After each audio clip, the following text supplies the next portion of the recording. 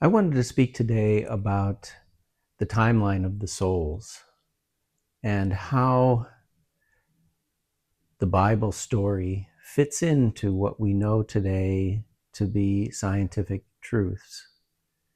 The scientific truths that the universe was created about 13.7 billion years ago. That humanity, as we know it today, the modern human, appeared about 200,000 years ago.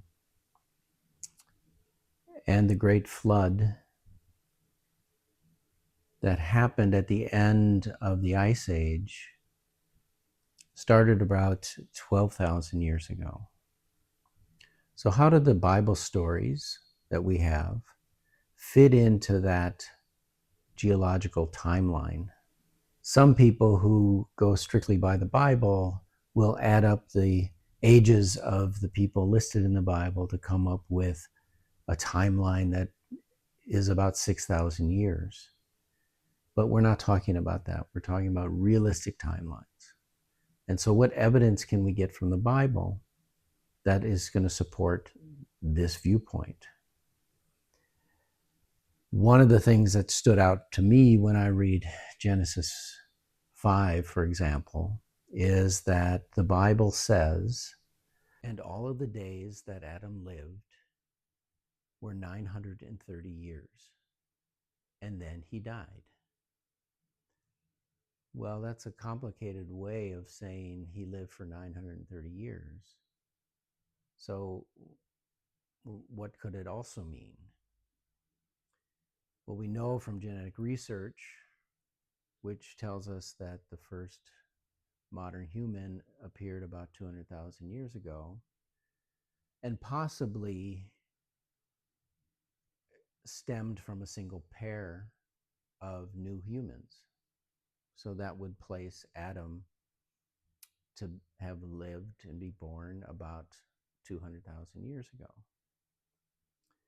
But that same genetic research tells us that biology hasn't changed in 200,000 years, that people didn't live to be 930 years old back then.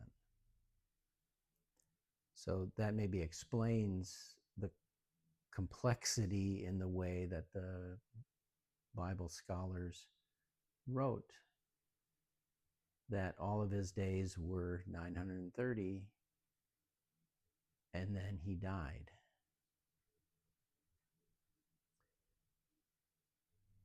And let's take a closer look at that by looking at the story of Jacob. We know from the same historical research that Abram lived in the 23rd century BC.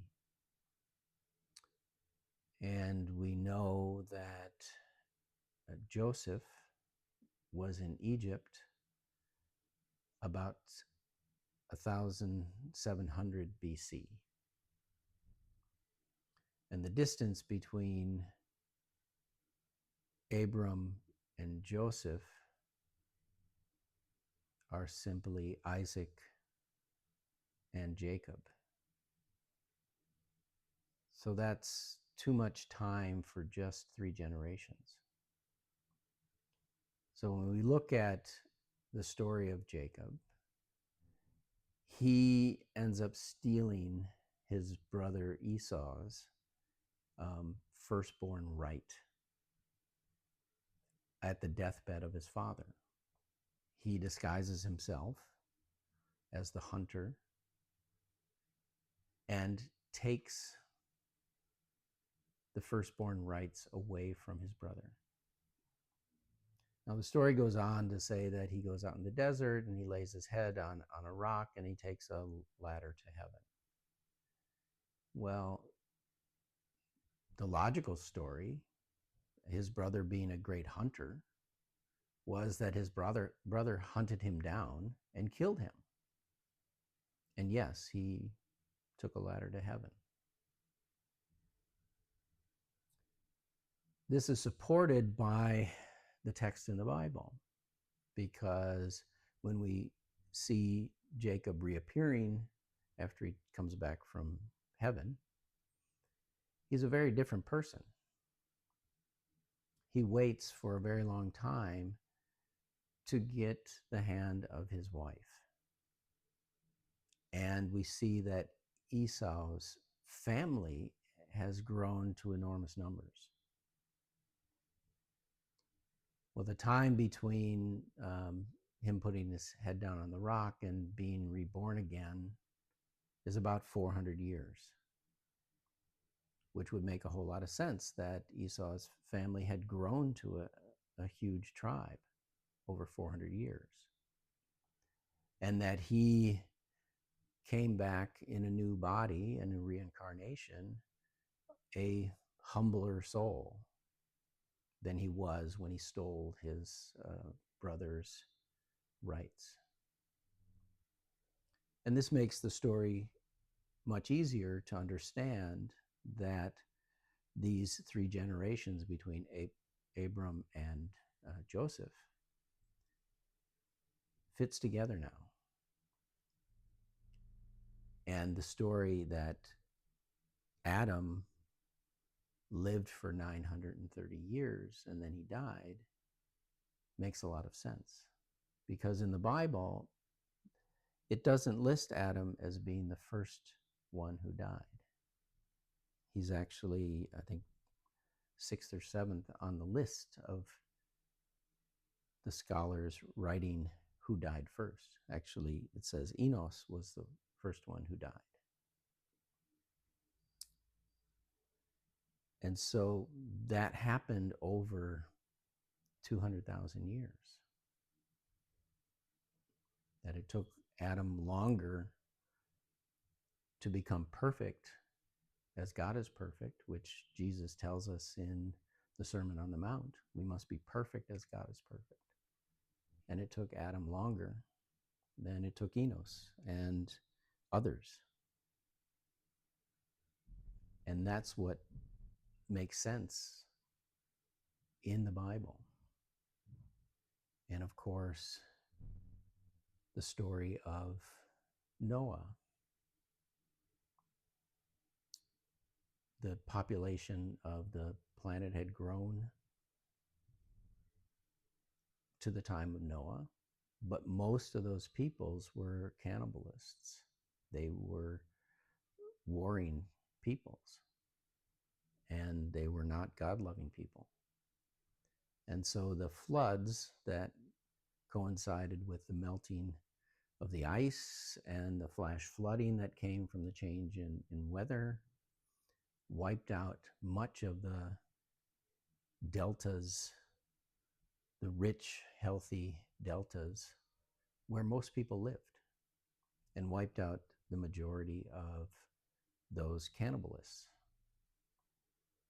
So it gave a chance for the God-loving peoples of Noah and his family to establish a community that was more loving and more in the farming sense of cultivating a culture and cultivating food. And that's what the beginning of culture really started. That was about 10,000 years ago, which makes sense with the histories that we have, the written histories, and everything that we find.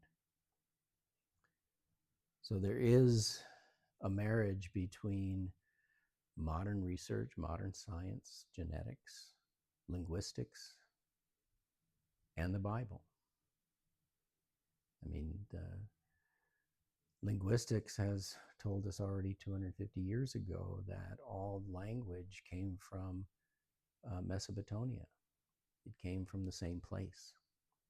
And exactly 250 years later, genetics told us that all the new humans came from the same place. So that fits with the stories in the Bible. The timing's just off. And the concept of reincarnation has been eliminated from Christian teaching, but it's deeply embedded in our story. not only in the story of Jacob, but also in the story of Elijah. At the time of Jesus, everybody was looking for the reincarnation of Elijah. And that happened, of course, with John the Baptist. He was the reincarnation of the soul of Elijah. So think about these subjects and have a look at the paper that I've connected to this video. It goes through all the steps in the Bible, how they correlate with the different time periods of human history that we know today that are true.